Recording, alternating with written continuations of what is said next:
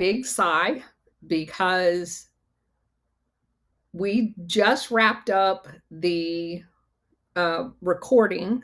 It's going to be a pre-recorded session in a long form on redacted, and I'm like totally blown away. So if I'm like on slow speed today, you'll understand why. Um, Obviously, a big opportunity to get the information for Operation Gladio out in front of a lot of people. And I spent all weekend, not that I don't know this stuff, but kind of collecting my thoughts, because obviously you don't know what's going to come up in the conversation. So I wanted to make sure that I had all my ducks in a row. So I wrote, rewrote, and rewrote show notes for the episode. And I'm happy to say that I think it went very well. However, because they're a professional studio, they go through an editing process, which means it's likely not going to be shown for 10 days to 2 weeks. So I just wanted to let everybody know that I will let you know as soon as it's available. And I got feedback that they thought that it went really well. So I'm happy to report that it's over. We did it. And I'll keep you guys updated on its release. So, having said Quick that, question, Colonel, if I may. Sure. You get to see the finished product before it goes, don't you? No, I don't. I didn't ask to. But I'm fine with however they choose to edit it.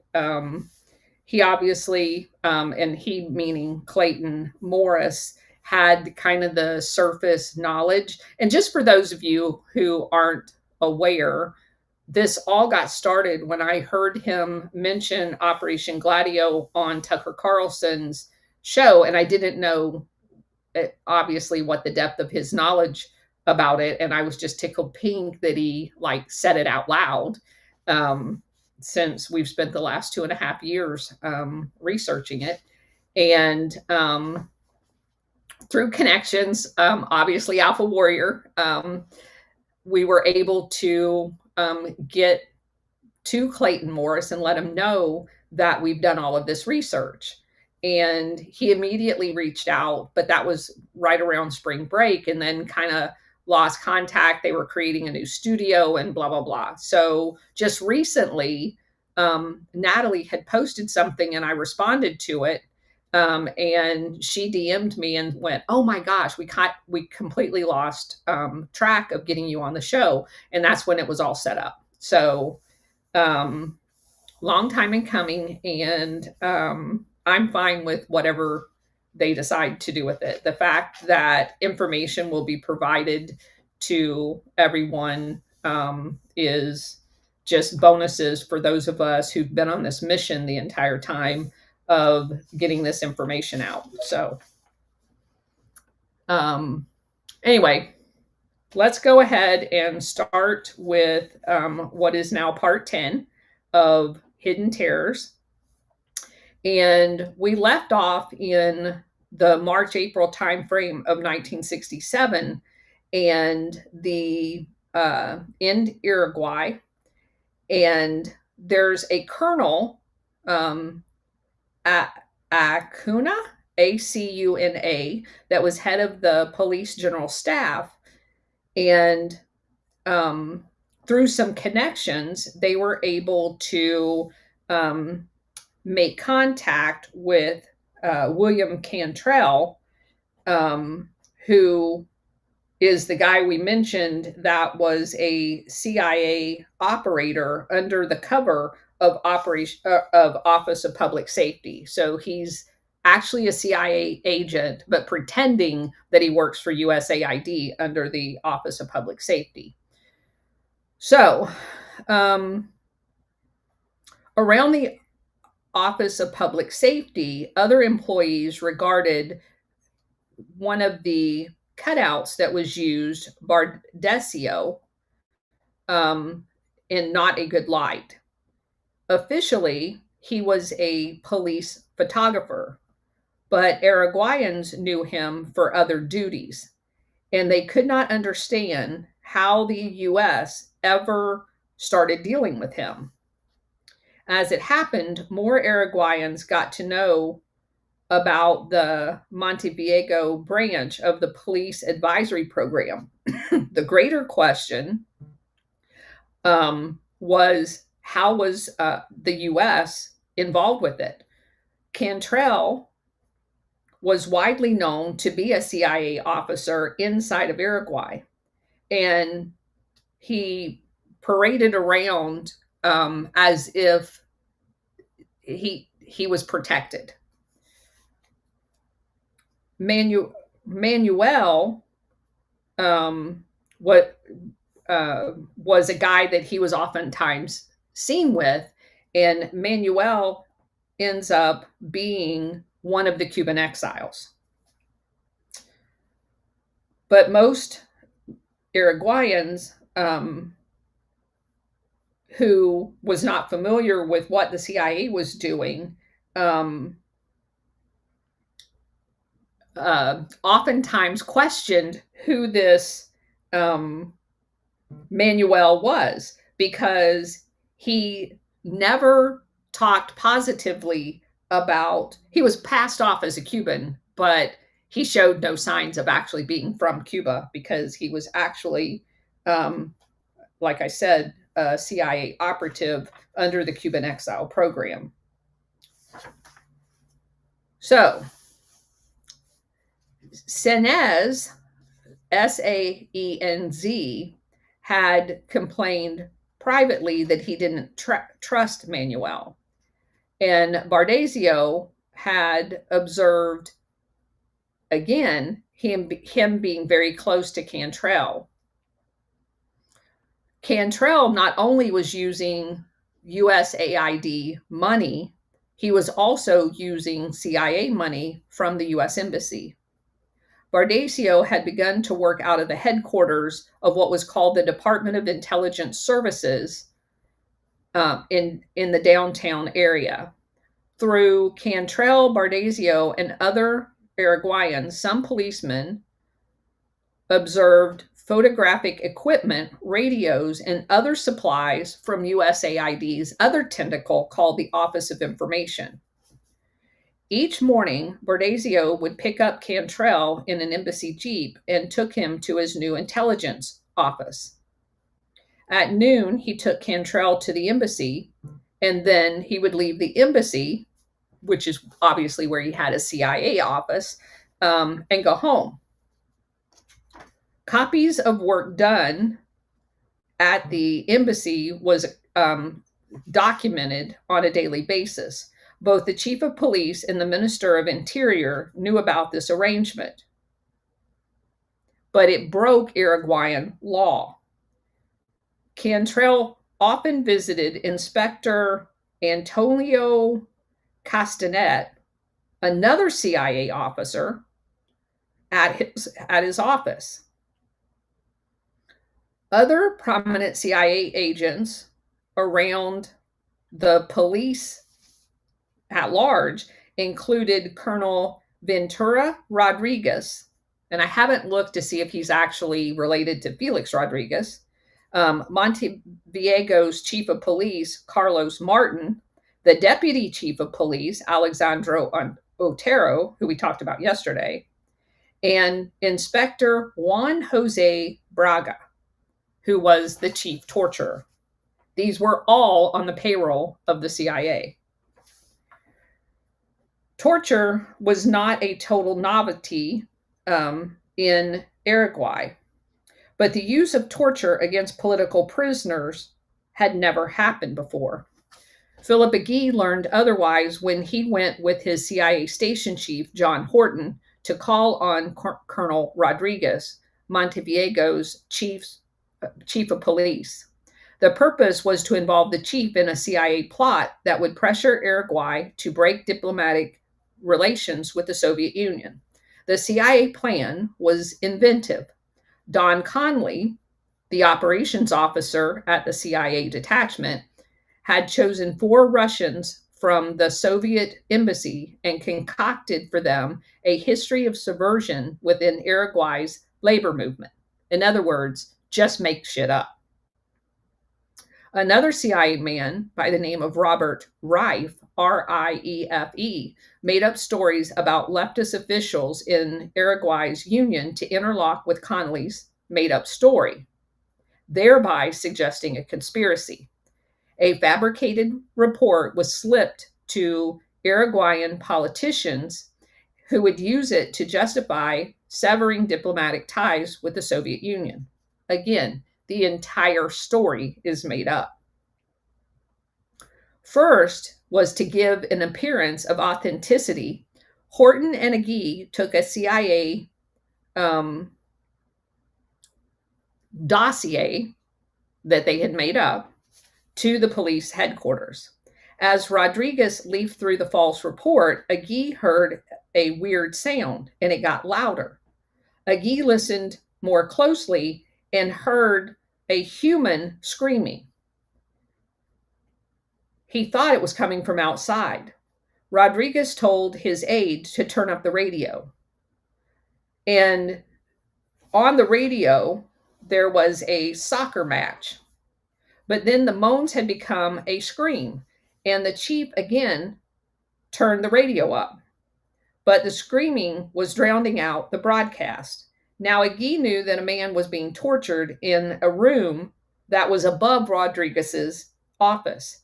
He suspected that the victim may have been Oscar Bonatti, whom Agee had recommended to Otero for detention.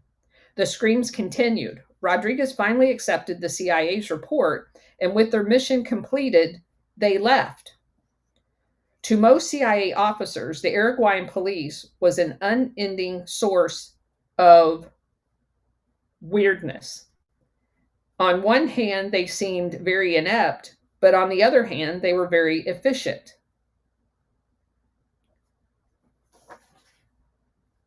John Horton was a prototype of a sadistic CIA operator.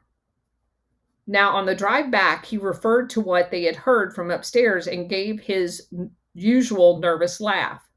Shortly afterward, Otero confirmed that Budati had been the man Agee had heard screaming. Braga, the deputy chief of investigations, had ordered the torture when Brunati refused to talk. His beatings had gone on for 3 days. Agee resolved that he would never turn over another name to the police as long as Braga stayed with them. This was not the first time Phil Agee found himself troubled by the work. Secrecy no longer seemed glamorous, and the aliases with their surnames always capitalized struck him as weird. In other words, they give examples like the guy, Daniel Gaboski, was actually Ned Holman.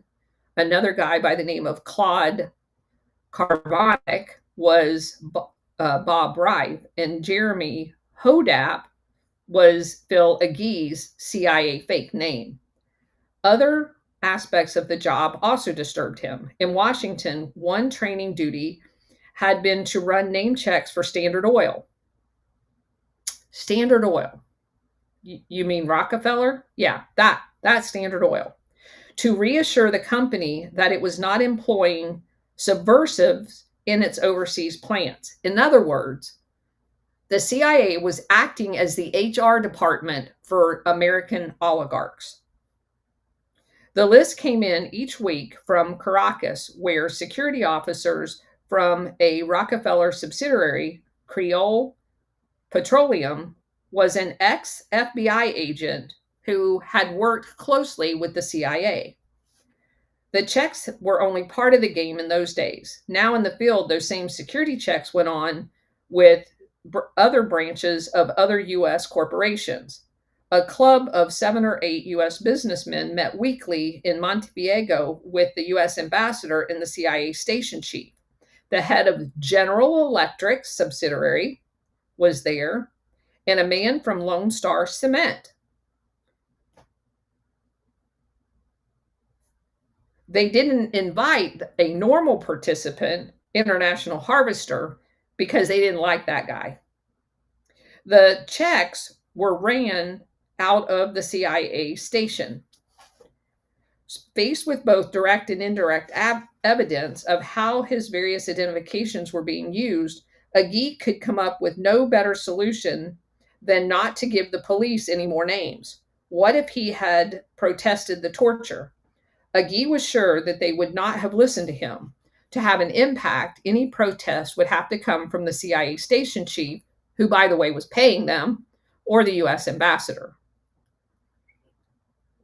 Horton's dismissive laugh suggested that he was not going to be one of the ones that was interested in researching the torture. Not long before Miron's arrival in Uruguay, Cantrell's position within the U.S. Embassy began to erode. He had survived the debacle with Manuel the Cuban, but now rumors spread that money irregularities were at the root of his troubles. Substantial funds had been made available for intelligence work throughout Montevideo, especially for bribes to informers who could supply information about the workings of Uruguay's political parties. Since those payoffs could hardly be subject to close auditing, every conduit for funds came under suspicion. Was Otero pocketing more than his share?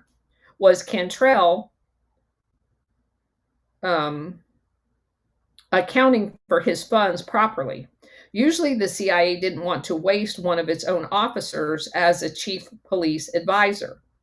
There was too much paperwork for the job, too many public ceremonies to attend, but in Uruguay, Cantrell was being recalled, and it had not worked out to have an easygoing man like Sienez as the chief advisor. Although Miron was not a CIA officer from his first day in office, the Uruguayan employees knew at once their routine was going to be tightened.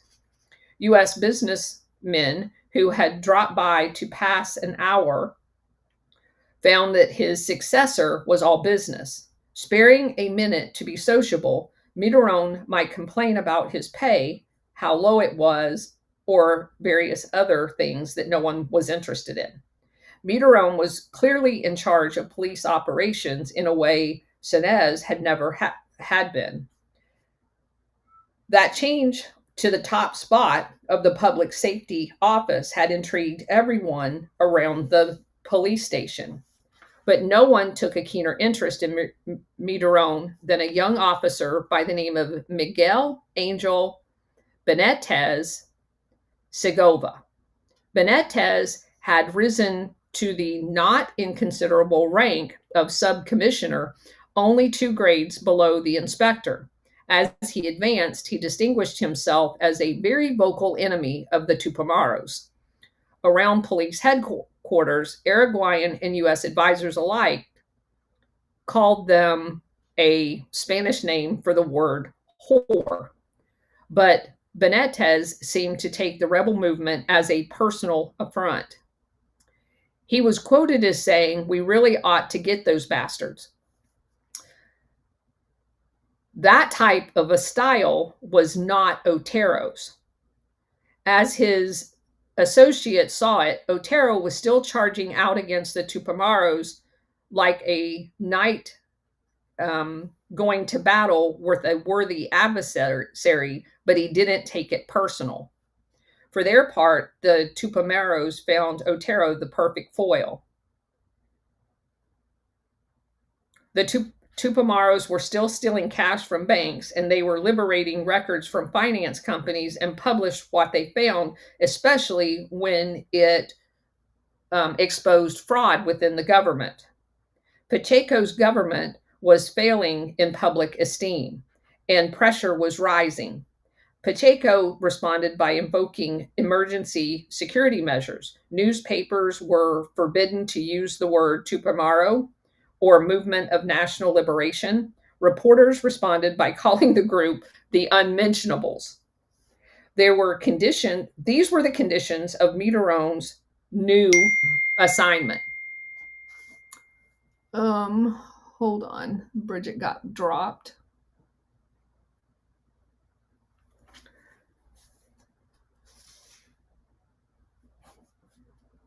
Mitterrand's moved into a 2-story house in a quiet residential area.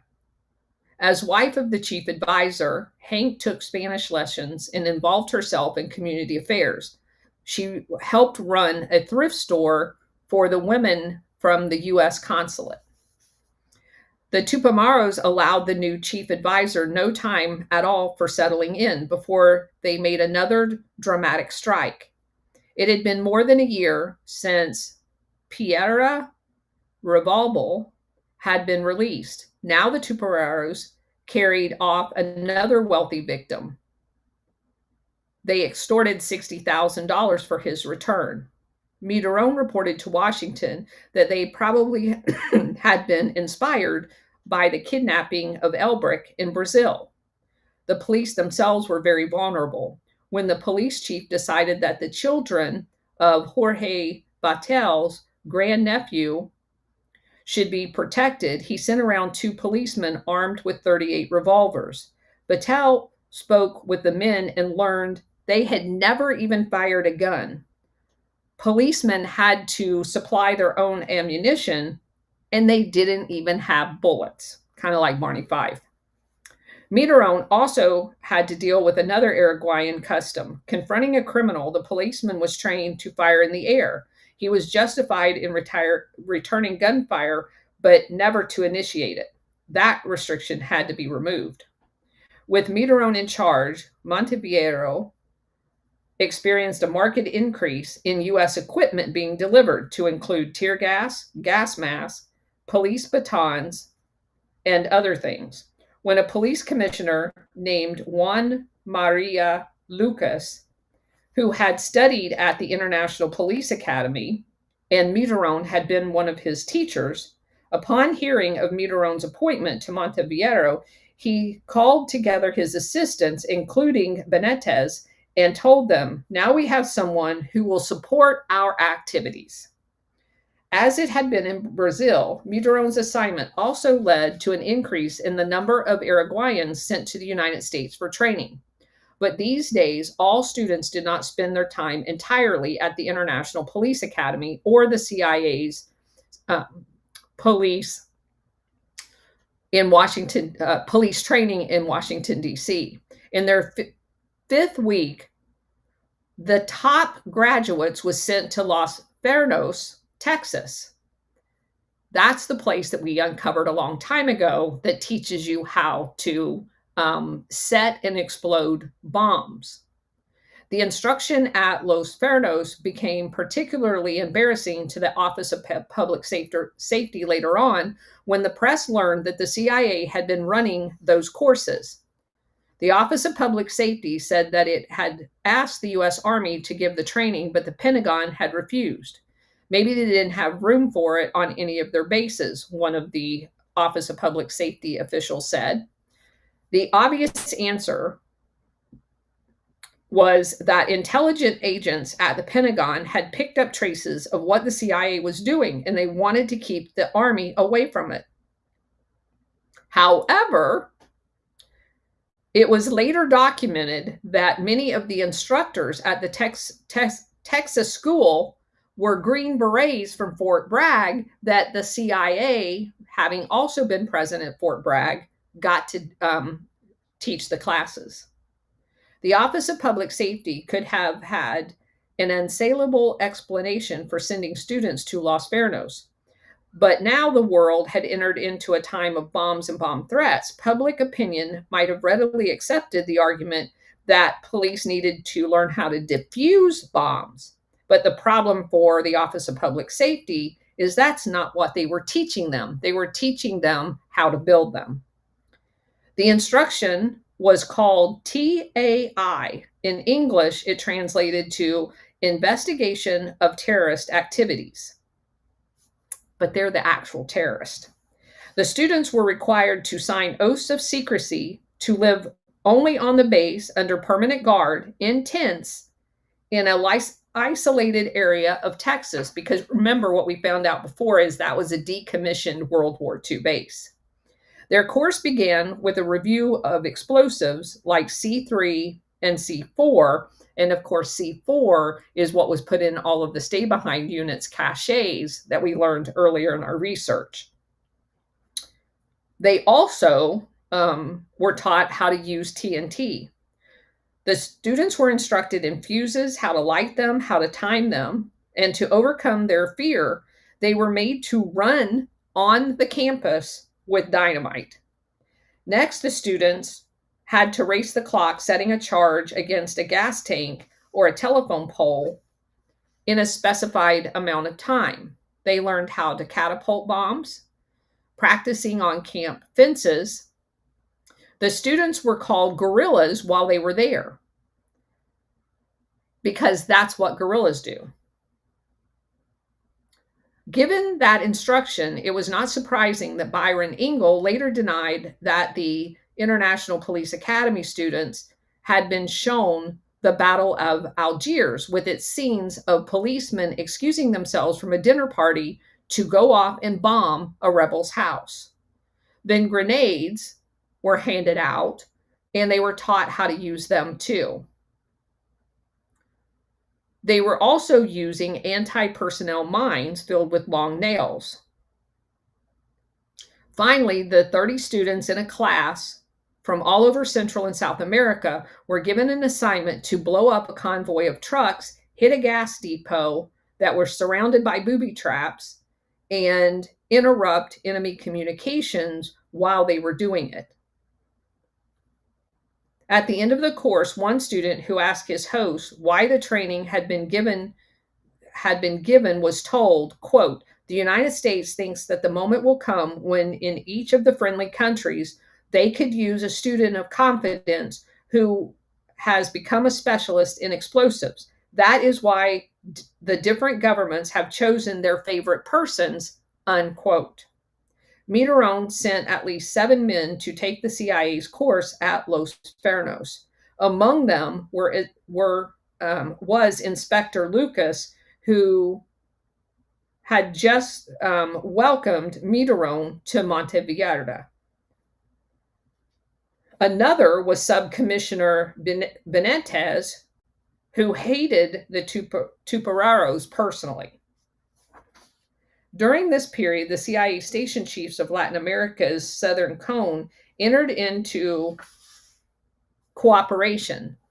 The Western Hemisphere Division had always been an active liaison office, but in 1964, when the CIA's Office of Finance in Washington could not secure enough Chilean money for its election campaign against Salvador Allende, it set up regional purchasing offices in Buenos Aires, Rio, Lima, and Montevideo.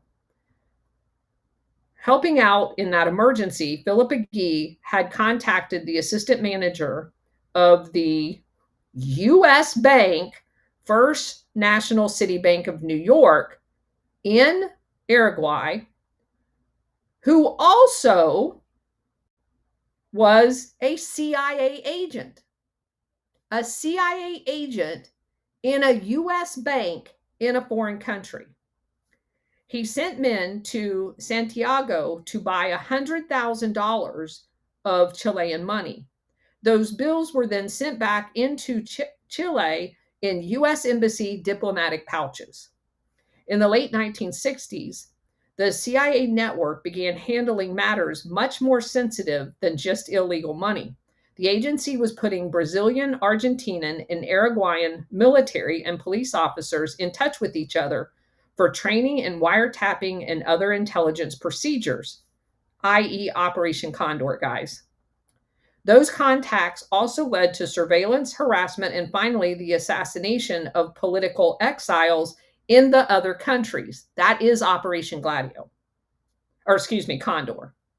Between the time Allende was elected president of Chile and his overthrow in 1973, the CIA arranged similar meetings between the Brazilian and the Chilean army that opposed Allende.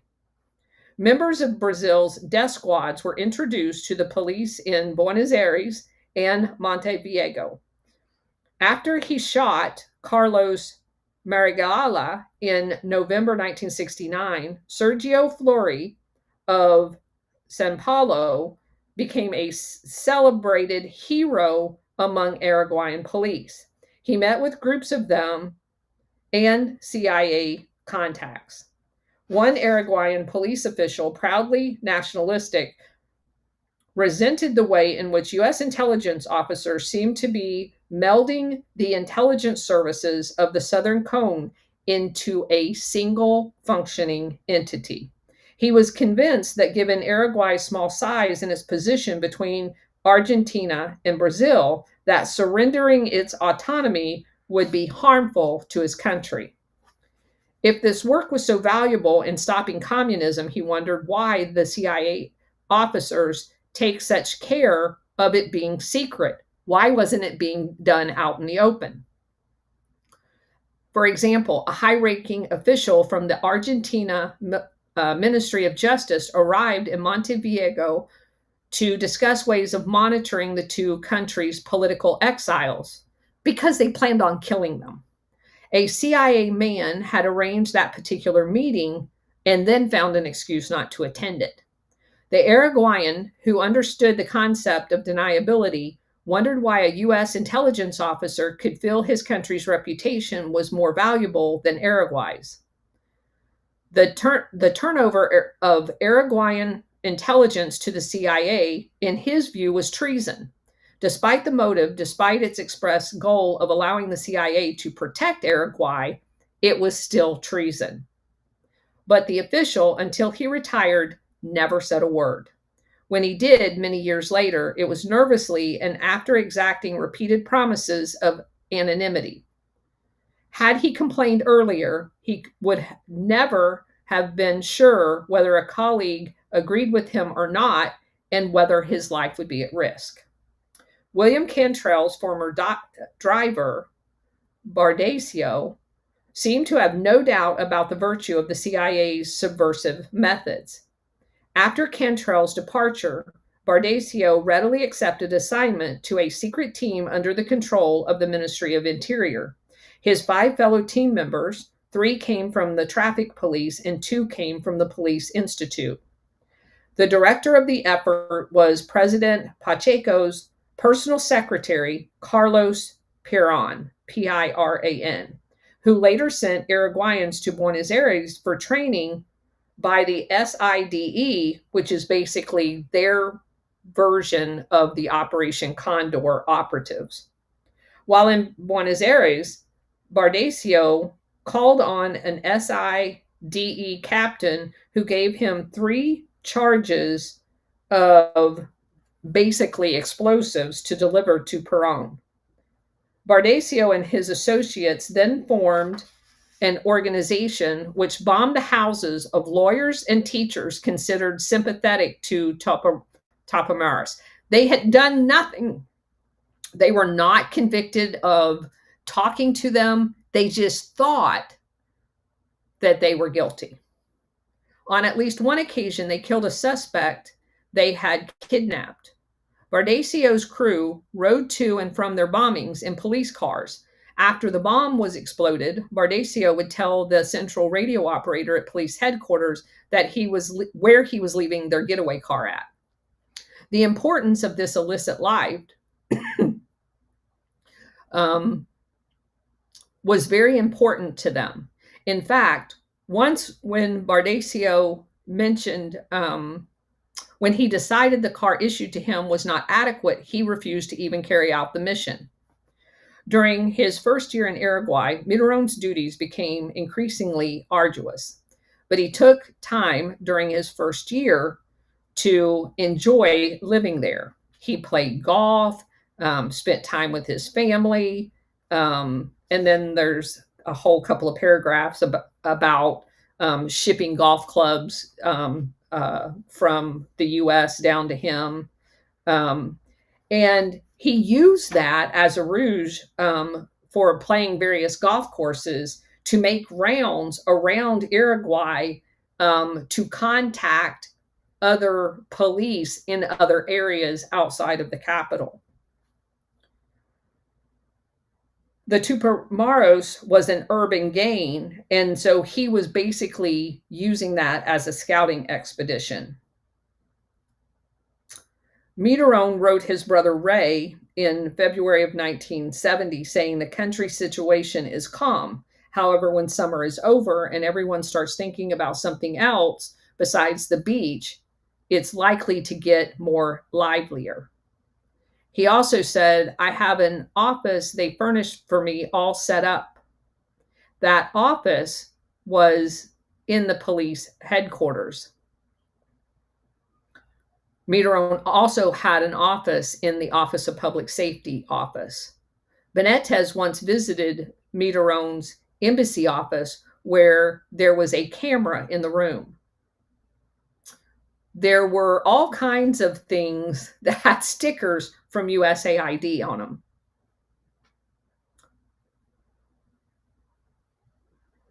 He also was eyeing the windows, and Mitterrand basically said they were all bulletproof, so don't worry about it. In March of 1970, his family in Richmond informed him that his mother's condition was deteriorating, and he basically let them know that if something happened, it would take him 2 days to get back home, so he needed a little advanced warning. And it just is talking about communications back and forth with his family. And by late March, he did have to return to Richmond. He went by himself to see his mother for the last time. To his closest friends from the Richmond Police Department, he confided something of the dangers in Montevideo. He didn't share any of that, supposedly, with his wife or the children that had accompanied him. He would later write to Ray, the situation here is still pretty, and I wish I could have told you more when I was home. I am not trying to alarm you because you know what it's like in most Latin American countries at this time.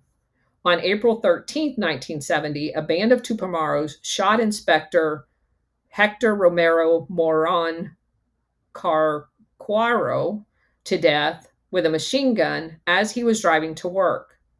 In his monthly report to Washington, Mitterrand noted that Moran was a graduate of the International Police Academy and was head of the Montevideo Special Brigade, which specialized in torture.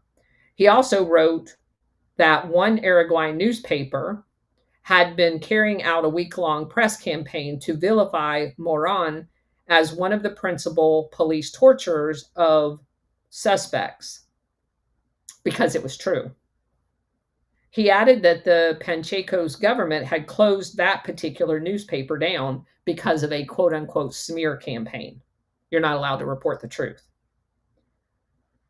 Mitterrand also wrote, it is felt that the police will continue to be a target and that there will be other attempts to kidnap and kill police officials. For Benitez, the predication about Mitterrand from Lucas had turned out to be accurate. Mitterrand brought a new spirit of dedication and expertise to police work.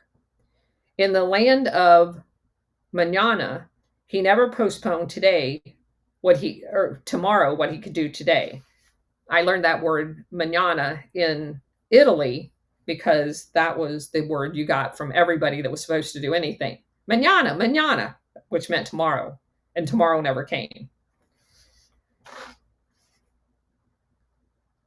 In Brazil, he had learned to cooperate with the CIA officials who he felt were the real leaders in the CIA detachments, speaking about Mitterrand. Mitterrand's success in quelling the Tupamaros was going to be a different challenge. Mitterrand had been chief police advisor for only 9 months when a respected Uruguayan weekly ran an issue with one-word cover, basically torture. The magazine was reporting the results of an investigation by members of the Uruguayan Senate who had found that the police were systematically torturing suspected Tupamaros. The methods would not have surprised a Brazilian prisoner, electric needles under the fingernails, electric shock along the body, particularly on the sexual organs. Mitterrand filed a report of the Senate's findings to the Office of Public Safety in Washington without any elaboration. But in the evaluation section, he wrote, quote, "One major problem seems to be that the general public considers the fight one between the police and the extremists and are not too concerned about it until they realize that the activities of the extremists threaten their pursuit of social, political, and economic betterment and assist the police by providing information to stop playing ostrich, the situation will not improve in the foreseeable future." In other words, if you don't rat out your neighbors, the punishment will continue. Under the recommendation area on the form, he put none. One day, a story about Mitterrand's toughness passed through the ranks of the local police. Benitez noted it was Mitterrand that had been watching a trade union official. He was also watching the head of the bank workers because there was talk about a strike. He also was watching over some of the police clerks. When Mitterrand offered ideas on how to break a man like the people that he was watching, he had always emphasized finding out as much as possible about a prisoner before the interrogations began. Learn what their breaking points are. Reach it quickly, was his advice. In the case of the labor leader, Mitterrand said, "Undress him completely and force him to stand facing the wall.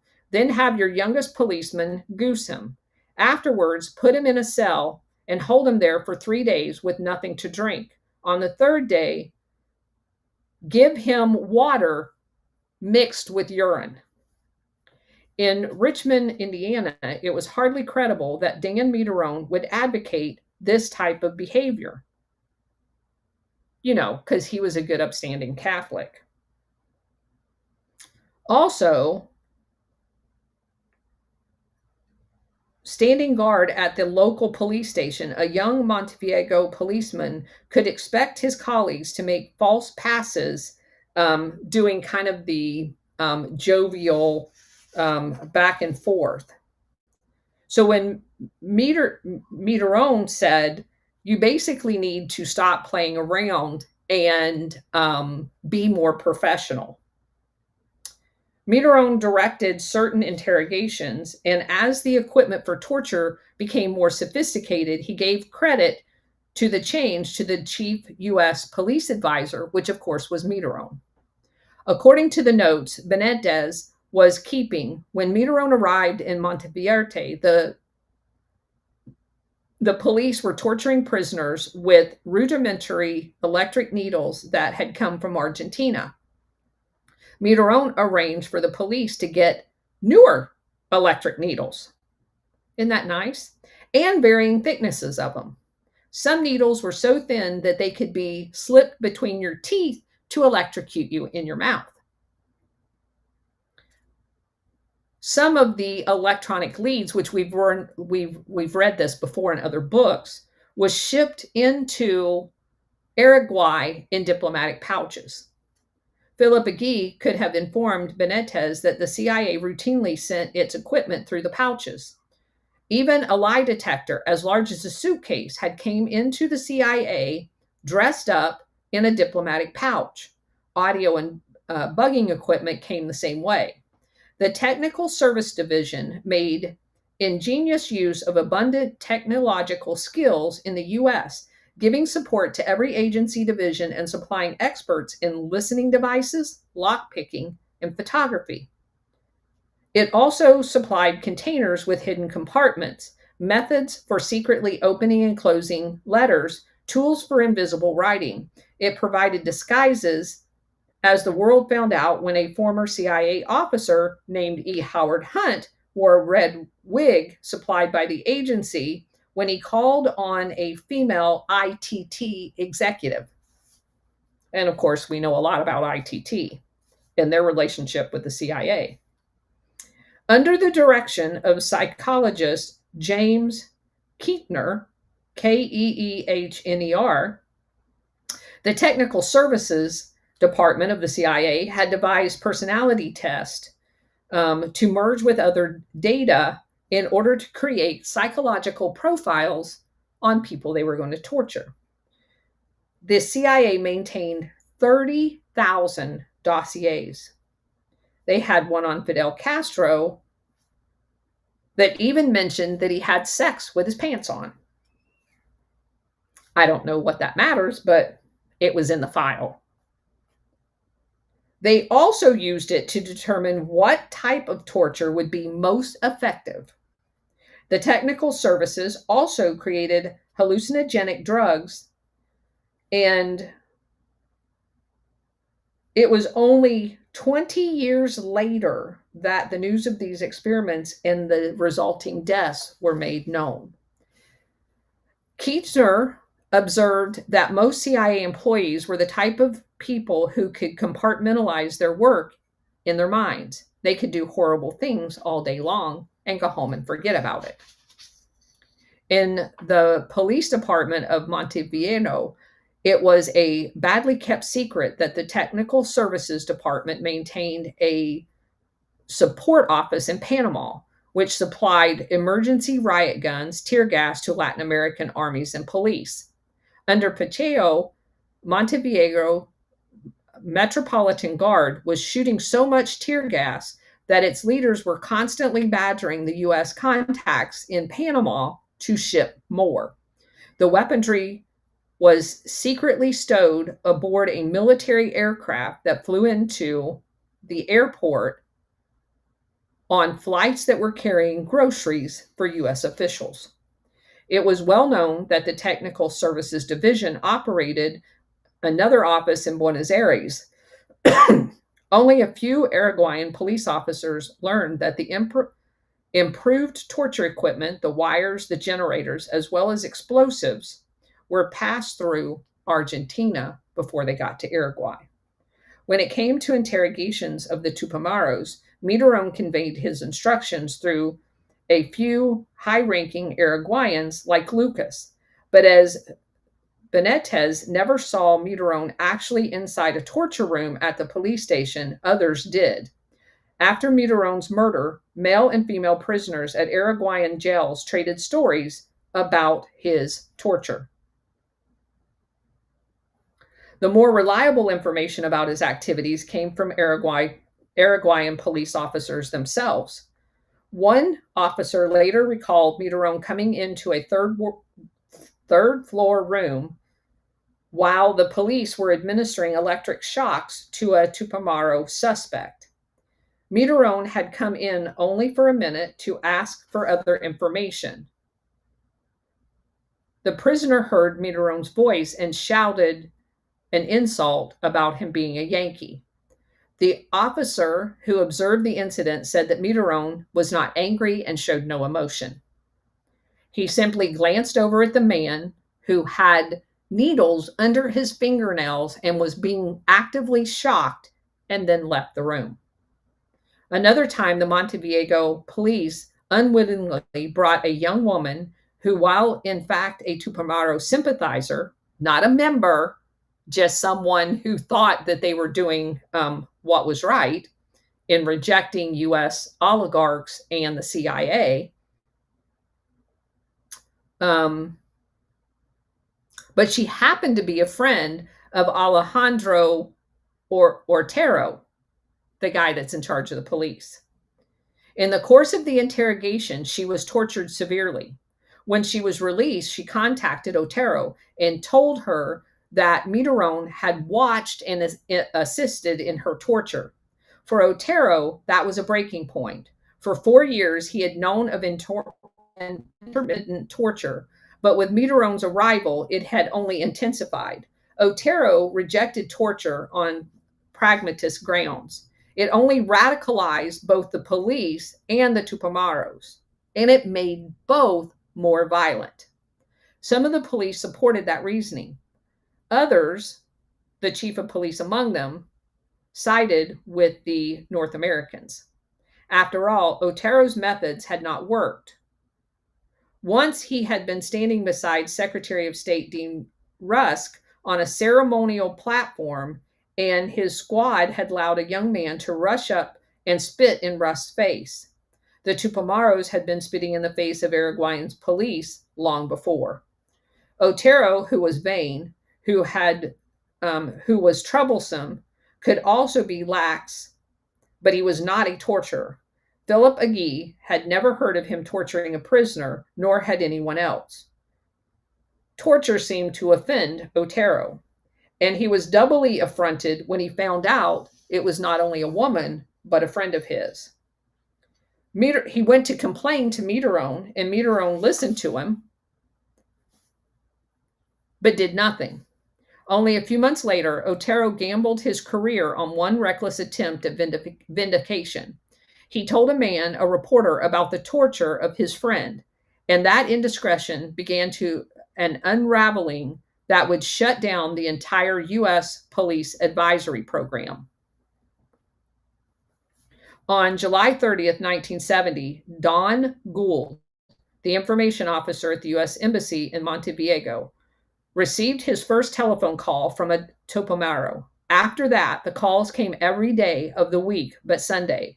Mr. Gould, the man said, get out of Uruguay or you will be killed. No U.S. official could serve long in Latin America without receiving death threats. In Gould's case, he had been in Honduras when revolutionaries shot up his hotel. This call was much more specific. He went to Mitterrand's office to discuss it. Gould had lately used the facilities of the U.S. Information Service to print posters for a police campaign. And again, U.S. Information Service is another front for the CIA. So he knew Mitterrand and regarded him as a good contact. After Gould reported the threat, Mitterrand explained his own philosophy. I'm in danger and I carry a gun. But if I was approached, I'd size up this situation, and if I could get away, I'd use my gun. Otherwise, I'd go with him. The next morning, Nathan Rosenfeld, the embassy's cultural attaché, called the apartment of Gordon Jones, a young member of the political section, to say that he was ready to leave work. Two men lived in the same building, and most mornings they drove together.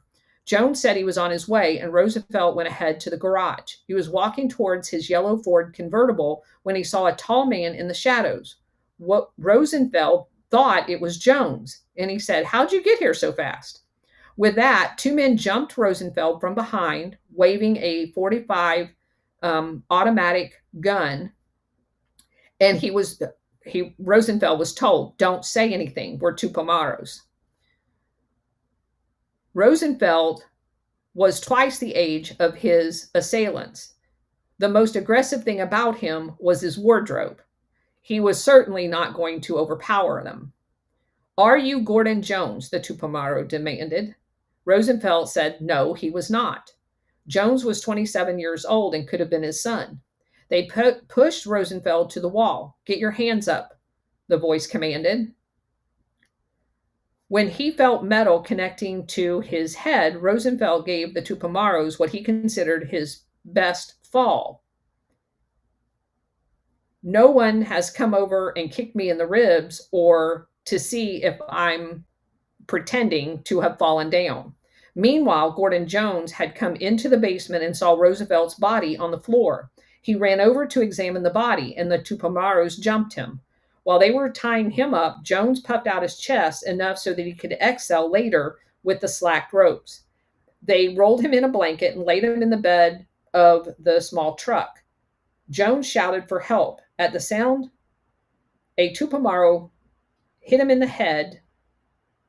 Jones was able to throw his feet at a stoplight. Jones was able to throw his feet over the edge of the truck and jump down and hop to the curb screaming, help, help, help.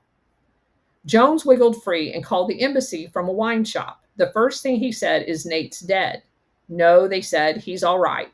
At the garage, Rosenfeld had waited until he was sure they were gone. Then he called the security office and reported the kidnapping. The security guard then told him they also kidnapped Dan Mitterrand. Mideron driver was a police sergeant named Gonzalez, had left the garage of the police station that morning in a white Opel. Mideron never kept him waiting more than a minute or two. With Mideron inside the car, Gonzalez turned down a local street. The Opel was cut off by a white truck. The four men jumped out of the truck and took Mideron away at gunpoint into a second truck. It happened so quickly that the onlooker could not offer any detailed description of the kidnappers. Sergeant Gonzalez, who had been struck in the head, located a telephone and called the police station. Sometime during Mideron's ride to a people's prison, he was shot in the shoulder. Brazilian vice consul, who has a long name, Olosia Mares Diaz Gomadi, had been abducted that same morning by four other Tupamaros pretending to be telephone repairmen. His wife and six children that were also in the house were unharmed.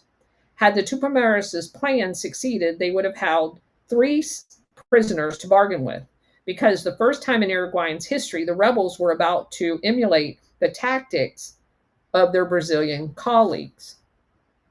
They wanted the release of other prisoners. In the last 6 years, Uruguayan liberals, even those with no admiration for the Tupamaros, had apprehensively watched the development in Brazil. Arriving in Montevideo, their Brazilian friends would step from the plane and say, "Oh, it's free here. It's great to be in a democracy again." But with the Tupamaros as his excuse, President Pacheco had been using the police and army to tighten its control over Uruguay. Until these days, it was not free at all. Moreover, looming above the Uruguayans was this constant threat of this military apparatus that was being shoved down their throats by the US. Already, Brazilian agents disguised as shepherds and farmers had crossed the northern border on raids into Uruguay. The Brazilian government had shown the same harshness that the Brazilian government had shown on four separate occasions. It was willing to trade, despite the harshness, they were willing to trade prisoners to save a diplomat's life. If Pacheco balked at this trade, surely Brazil would bring force to change his mind. The Tupamaros had expressed that when Mideron's activities with the police were exposed, even apolitical Uruguayans would concede that he was a natural target. After the exchange of prisoners, Mideron would be sent back to the United States in disgrace, and the U.S. assistance to the Uruguayan police would come to an end. That's what they thought. The case of Gordon Jones was different. A young man of considerable self-confidence, he had stirred himself out of the embassy's closed society to meet with a range of Uruguayans. Given Montevideo temper at the time, many of his acquaintances were either Tupamaros or their friends who expected that Jones was so knowledgeable and opinionated, would have a great deal to tell them during his days of captivity. Jones had become recently the father of twins. The Tupamaros' cell, which did not foresee a bloody ending any more than Elbrick's abductors had, thought that the large families of two of their victims made them the perfect target. Jorge Pacheco Arico probably would not have agreed to release 150 prisoners the Tupamaros were demanding. Even his political backers did not claim that he was a compassionate man. Consequently, he announced that his government regarded the Tupamaros prisoners as common thieves and killers. Constitutionally, he said, he could not release them. However, better lawyers than Pacheco pointed out that since the president had the pardon of power, he could in fact do that. But the decision was not entirely Pacheco's. At the time Elbrick was kidnapped, Richard Nixon's administration was less than a year old, and it had not formulated an official policy on this kidnapping. On the seizing of Dan Mideron, it set off a great deal of discussions in the State Department about establishing this precedent. At first, Secretary Rogers and his chief aides considered that if a host country had carried out normal responsibilities for protection, then Washington should discourage the payment of any ransom. But that still left the US government judging each kidnapping separately. What Washington needed was an ironclad rule, especially when individual victims were likely to be well known top echelon at state or working for the CIA. As Alexis Johnson said afterward, there would never have been an occasion for him to meet Dan Mederone.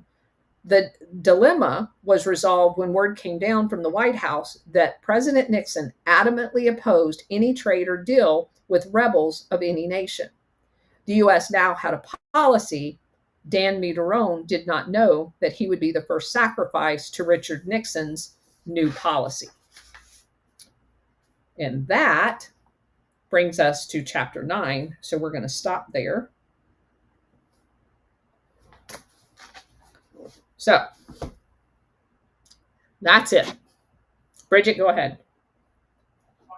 Well, as if that's not bad enough, and I may have missed it, but I don't think I did.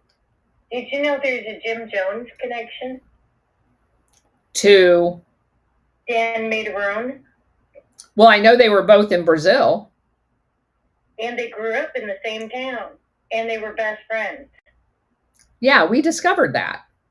And it was 8 months Jim Jones was over in the same city with Mederone. In Brazil. In Brazil. And oh my God, you just Bridget, this shit up. Bridget, when we did the expose of Jim Jones for the Alpha Warrior show, we found all of that. And as a matter of fact, it came up in the conversation today. I know, I guess it just like some of the information falls in my head. And then it connects, and then this comes up, and then it reconnects. You know, and I'm like, oh my God. Yeah, so it's right. So for anybody that's new, what Bridget is talking about, when we, it's probably been a year ago when we did the expose on Jim Jones. Jim Jones and Dan Mederone went to elementary school, junior high, and high school together in Richmond, Indiana. Jim Jones started a church, and I'm going to use air quotes for church, in Richmond, Indiana. And he was doing some very nefarious things, and he started getting looked into, and he picked up the church and moved it to San Francisco. And during the time that he was in San Francisco, there was a terrorist training camp set up on property that he owned in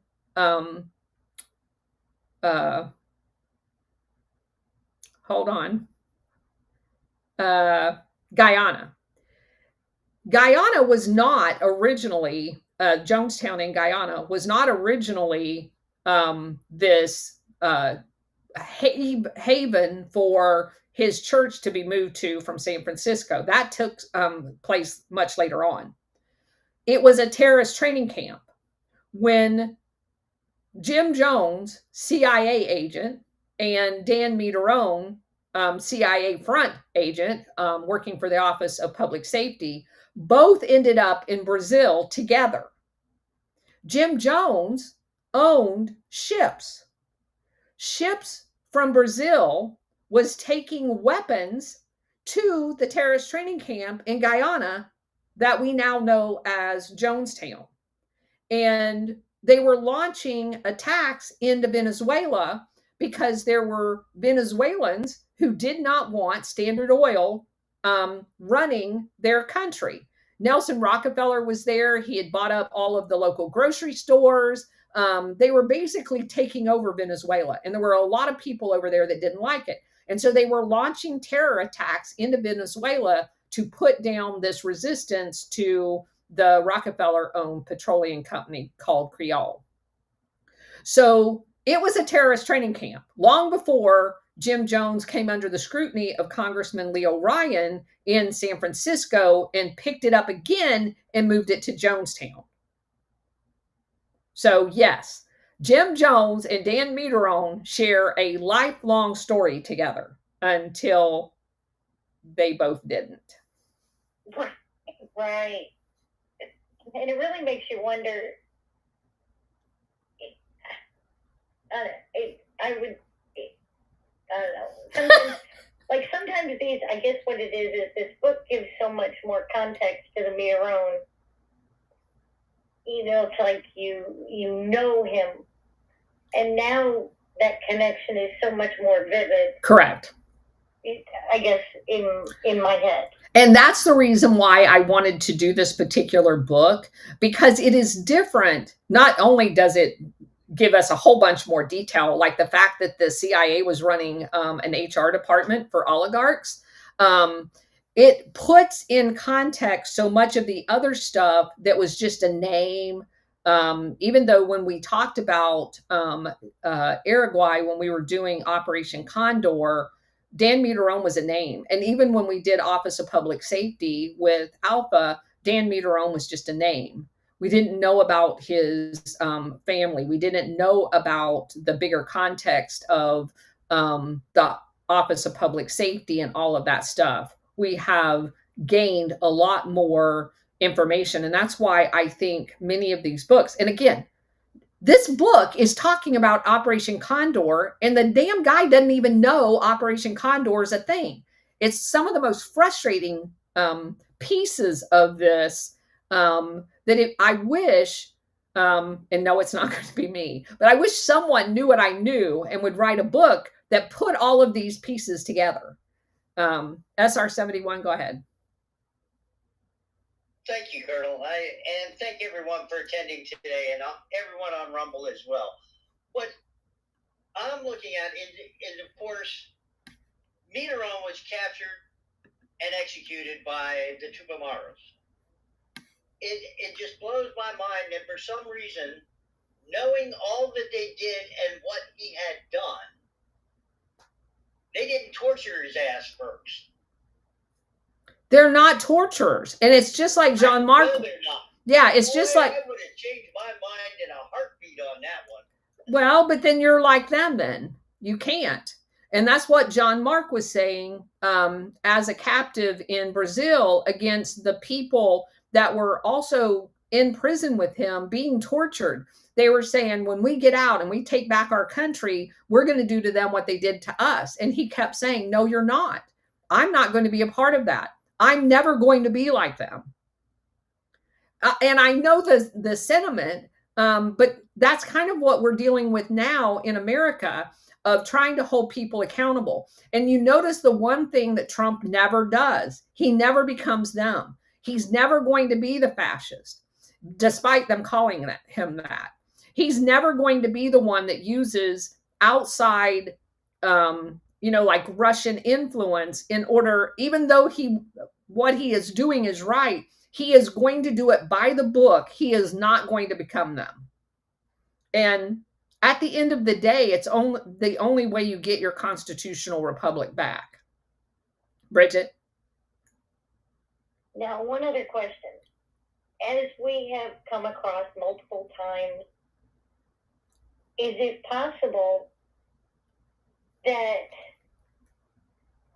because things were heating up so much in Brazil at the time, is it possible that Dan Mitaron didn't die? That this was just a cover to move him under a new alias to a new operation? No, he died. And you're going to see that in probably the next day or two. He died in Uruguay. They killed him. Okay. I'm just saying. No, they really killed him. Okay, cool. Okay, cool. This guy needed to die. This guy, out of all these articles, one of the biggest things, there's so many other books written about, and some of them were by Brazilian authors and so on and so forth, about how this man had no remorse. None. Whatsoever. None. I mean, this man was broken. But, understand that their mindset is very much the same mindset that when you talk to, and I have done this repeatedly, when you talk to military people, when you talk to Green Berets, when you talk to Special Forces people, they are told that they are fighting an enemy that wants us all dead.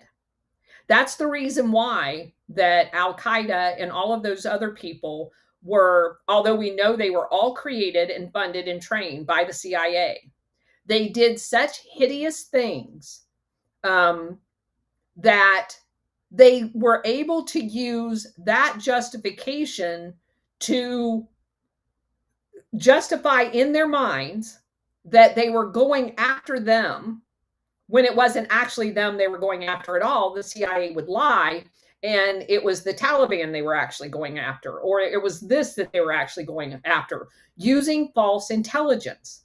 And so part of this entire psychological operation is to create this fictitious enemy, make them so reprehensible that you are able in your own mind to justify anything to save innocent Americans. And this entire thing is so infiltrated with those types of psychological operations on the good guys, thinking they're actually doing good things. But I don't know, again, if you step back away from the psychological operations and you just say, using our constitutional republic as a model, if a Tupamaros is a bad guy, have a trial. Send him to jail. Let him rot in jail. The next guy, no, they want to torture him so that they can rat out others and jail them on illegitimate information that is gotten out of a torture. And they did this in order to increase the number of suspects to make the boogeyman bigger than what it really was, in order to justify their presence and their destabilization. And behind it all was oligarchs. All they wanted was the shit in that country. So they don't really care what's happening at the bottom of the steps and there's a whole bunch of dead bodies. All they care about is they can do their business free of paying people decent wages and having to deal with unions and treating people just decently in these foreign countries, because this was all prepping the battlefield to ship all of our jobs to these countries. And yeah, it seems, many of the people were, that they killed, that they disappeared, that they tortured, were the main thing that they had done wrong was opposition to the current government. Correct. Opposition to the oligarchs and to the CIA that controlled their government. Right. Yeah. Exactly. Miles, did you have something you wanted to add? Go ahead, Miles. Good afternoon, Colonel. My brain is just wandering. So there's a lot of billions of people on the planet. Are we the only people talking about this? No. Most of the other countries know all of this. Okay. They lived it. You can go down to these other countries, and I've done it through Yandex, and read the local papers because it translates it. They knew all of this was going on. They knew exactly who was behind it. The only people that didn't know was us. Well, we're talking about millions of people. You're talking about billions of people that know what our country has done around the world. Yeah, but I'm talking about our country. Millions of people that don't know. I know. What do you think I've spent the last 2.5 years doing what I'm doing? Well, I'm glad that I found you, but we're like special, aren't we? Well, we're a select group of people who are interested in real history. So if you want to call that special, you can. Okay, yep, we are. At this point, because we know so much of what this has gone on, I'm sure, and I've experienced this. There's some people that feel like we're more special ed than special, but um, we've got the facts that back it all up. So it is what it Well, is. I'm in a short bus right now, so. Well, and what was funny, just to kind of put a bow tie on that, um, at the end of the show, because as we got started with the interview today on Redacted, we kind of just launched right into Operation Gladio. And the very first thing, and I'll even put it up on the screen, the very first thing that I have written in my notes is everything you think you know about history is a lie. So at the end of the show, whether it makes the cut or not, I don't know. Clayton, who I did not know, was a history major. His bachelor's degree is in history. And so he basically made a comment about he had to go back and rethink everything. And I told him, I said, it's funny because my opening line, which I didn't even use in the show, was everything you think you know about history is a lie. And he just laughed because he's like, literally, that's true. So yeah, all along, go ahead.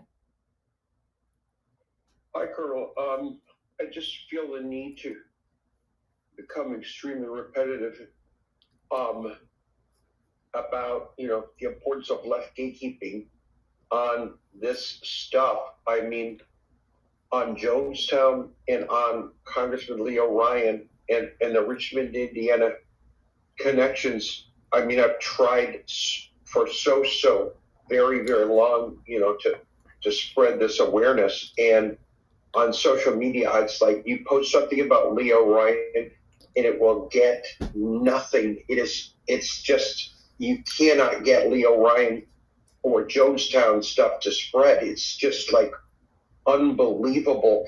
And it's like, why is it called left gatekeeping?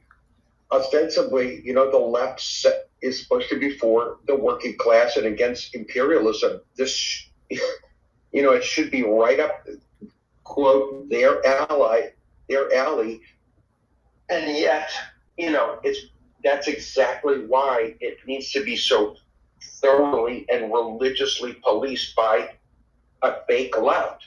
And so I think it gets to the point of Miles' earlier comment about why so few people know about this. Or, maybe they do know, but they feel very, very uncomfortable talking about it.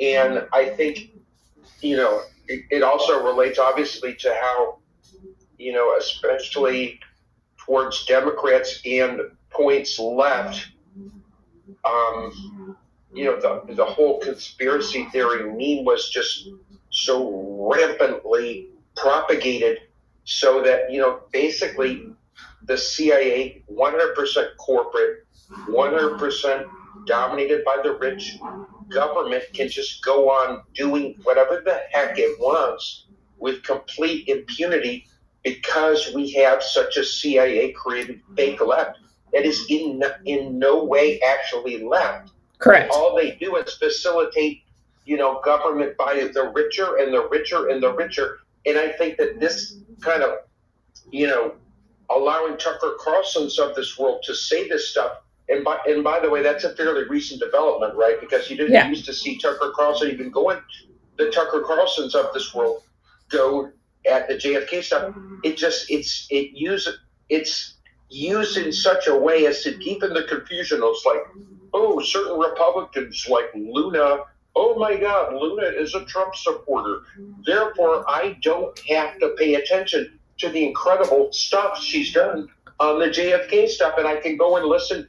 And it's such a vicious, like, crossfire propaganda system that, the importance of the fake left being, not really leftist in any way benefiting the working class cannot be overstated. And I think it explains, why this stuff, especially in Leo Ryan, because that is literally the point at which in classrooms, where we spend trillions of dollars teaching checks and balances, Congress is supposed to regulate the CIA. And when you see that body on a Jonestown tarmac, which is not yet the name of a Bob Dylan album, but perhaps should be, it's just it's too damn clear that there is no checks and balances. And that's not about Leo Ryan. That's about spending trillions of dollars on explanations that don't explain. Right. So it's, one more time, it's the fake left that is in no way really left that is correct to blame here. So I will tell you that obviously in my conversation with Clayton, I did bring it up. And if the figures hold true, about 2 million people watch his shows, like each show. So we'll get a few more people understanding that because I brought that up. Miles, go ahead. Colonel, I thought you were the most complete and organized and, person that would, connect all the dots and stuff like that. And yesterday I met this guy, Doopy. Have you ever heard of Doopy? No. I haven't either. And he was on News Treason with Joe Rambo. And I was like, oh, wait a minute. He knows Coffee Talk with Sandra. I know Sandra. And he's a geophysicist. That's what he was. And he is studying all the bloodlines going back to 5,000 BC. It's amazing. They're all the same people. They never go away, Colonel. I know. Well, there's some lies. And look, I'm glad that I listened to that because I did a deep dive, kind of in the Ukraine area or, Khazaria, way back. But it's not, they're just one piece of the puzzle. Correct. And I'm glad that you came out and you wouldn't point the finger oh, it's those people over there. It's all their fault. No, guys, it's not. It's a lot complicated than that. Right. I'm glad that you did that. Yeah.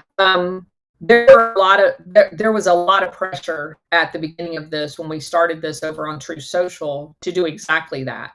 And as a matter of fact, now at this point, if that's the only thing that you add to the conversation, I will block you because that is illustrative to me of your complete ignorance. And while I will initially try to engage people to let them know that it's much bigger than that, if you are just set in that, I will block you because I don't have time for that. And I do like to interact with people in the comments area. As you guys know, I oftentimes respond to, I look at everybody's comments. I've been very open about that. I don't presume to know everything. Probably half of the material that we've come across has been suggestions from you guys, different books that you've read. There are some very, very smart people in our audience that has a piece of this entire puzzle that have been more than willing. Maker Sarge is a good example of that. I just got another book from him that he mailed to me. He's the same guy that sent me the one of the Minuteman, only to find out that there was a CIA guy in that too. So that's hat tips to all of you. We would not have near the information without you. And very interesting. All right. That's it for the material today. I don't see any more hands, so we're going to go ahead and call it a day. Tomorrow is Wednesday, so obviously it's going to be very busy. Bridget, what was it that I told you to remind me of? Thursday. Yeah. No show on Thursday.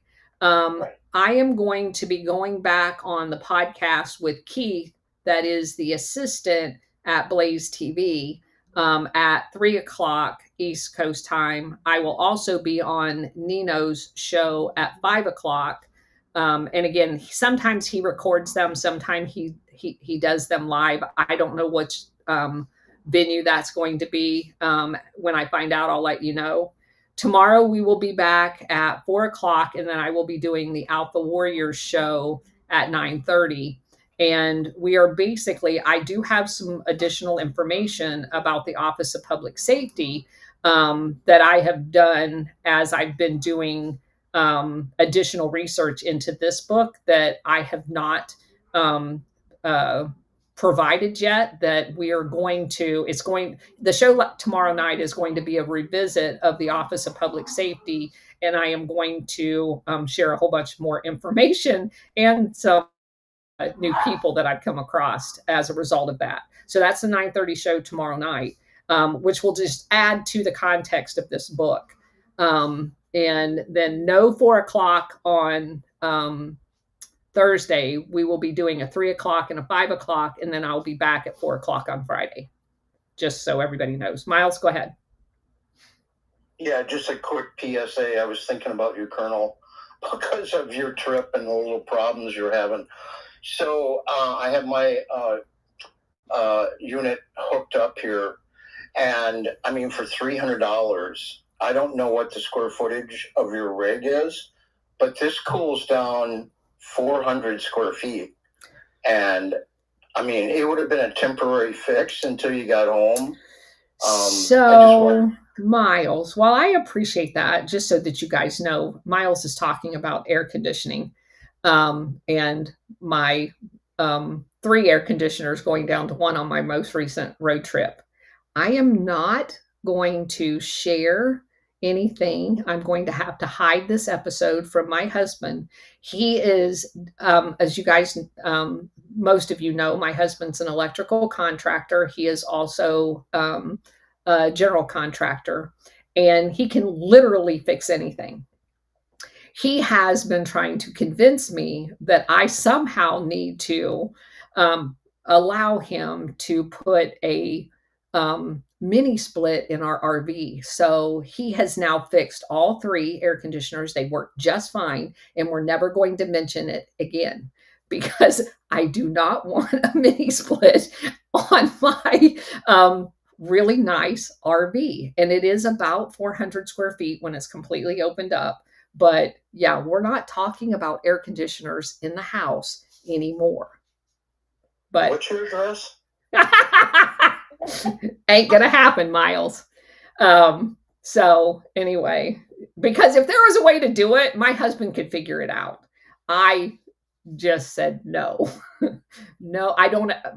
That's probably the first time since 2011 when I met my husband that I've ever said no. But that's a hard no. That's a hard no. We're not going to do that. So anyway, again, what a wonderful way to end the show. Anyway, thanks you guys for being here, and I will see you tomorrow. Take care. All right, guys. You're allowed to say no. Yes, SR71, I am. And so when I do say no, because I very rarely ever do, he knows it's a no. Anyway, take care, guys. See you tomorrow.